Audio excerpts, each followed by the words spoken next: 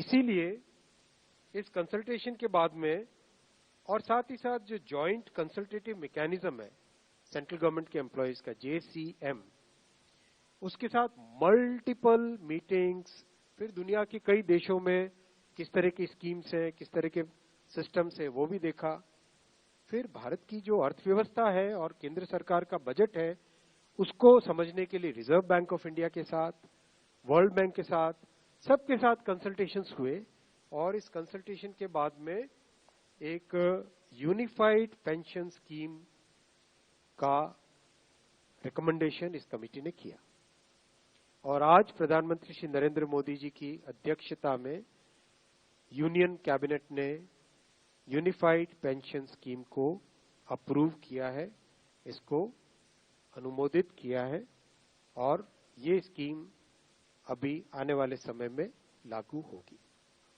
इस स्कीम के 5 पिलर्स हैं। सबसे इंपॉर्टेंट विषय था कर्मचारियों की तरफ से कि हमें अश्योर्ड अमाउंट एक चाहिए, जो बहुत लॉजिकल और वाजिब रिक्वायरमेंट था। तो इस डिमांड पे एक मेथोडिकल वे में काम करके और एक्चुअरियल साइंसेस, जो लोग आगे का भविष्य का रिक्वायरमेंट वगैरह कंप्यूट करने का एक तरीका होता है जिसको एक्चुअरियल साइंस बोलते हैं, उनके साथ मिलके कई तरह के फाइनेंशियल मॉडल्स को प्रोजेक्ट करके और सबके साथ मिलके एक सिस्टमेटिक तरीके से 50% अश्योर्ड पेंशन, ये इस यूपीएस का सबसे पहला पिलर है। इसकी डिटेलिंग देखनी चाहिए हमें। जो ये अमाउंट मिलेगा वो रिटायरमेंट से पहले के 12 महीनों की एवरेज बेसिक पे का 50% होगा।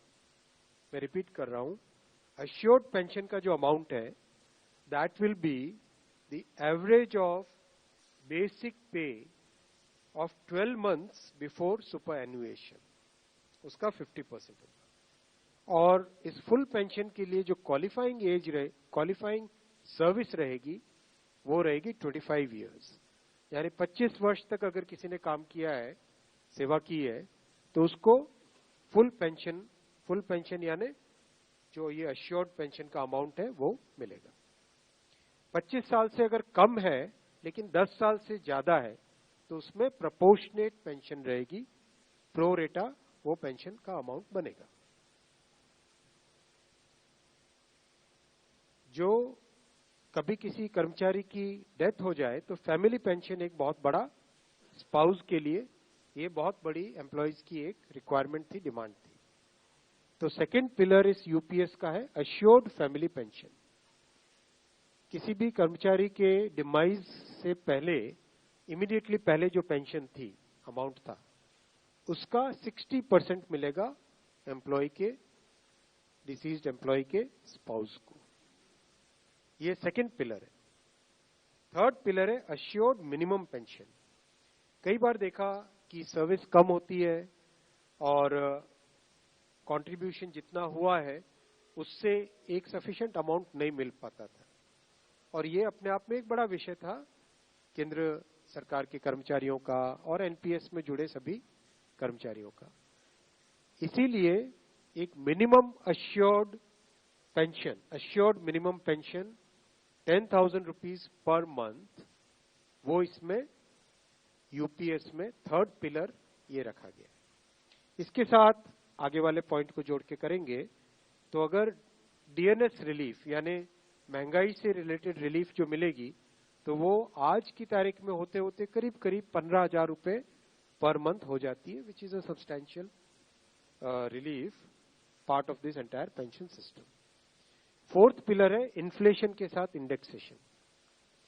जैसे केंद्र सरकार के एम्प्लॉयज के लिए सैलरी में डीएनएस अलाउंस होता है, उसी पैटर्न पे जो इंडेक्स है, सेम इंडेक्स को यूज करके all India consumer price index for industrial workers, इसको यूज करके assured pension, assured family pension और अश्योर्ड मिनिमम पेंशन, इन तीनों के तीनों जो आपने पिछले पेज पे तीनों पिलर्स देखे, assured pension, assured family pension और अश्योर्ड मिनिमम पेंशन, इन तीनों के ऊपर इन्फ्लेशन इंडेक्सेशन डीएनएस रिलीफ के बेसिस पे मिलेगा, डीआर, डीए की जगह डीआर, डीएनएस रिलीफ।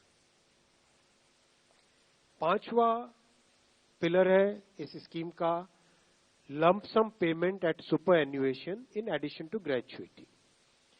ये एक तरीके से बहुत ही इंपॉर्टेंट और बहुत ही बड़ी एक रिलीफ मिलेगी।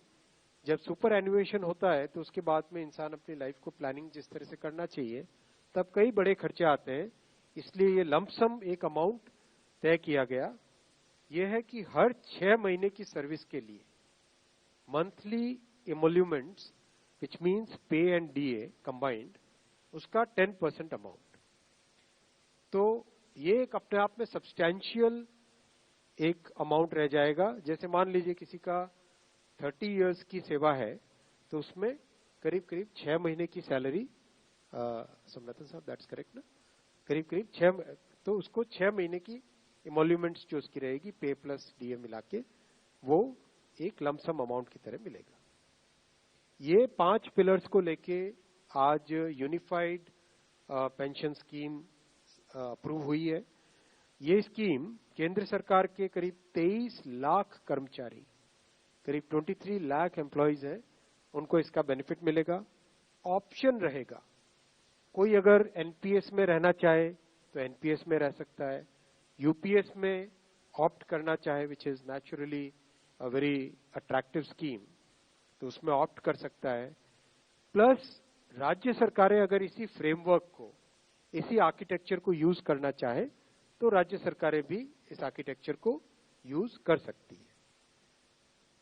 अगर राज्य सरकार के कर्मचारी भी इसमें शामिल होते हैं तो करीब 90 लाख के आसपास टोटल कर्मचारी इसका बेनिफिट मिलेगा। सबसे इंपॉर्टेंट जो आज के इस फैसले का बहुत ही महत्वपूर्ण पार्ट है वो है कि कर्मचारियों पर इस स्कीम का भार नहीं पड़ेगा।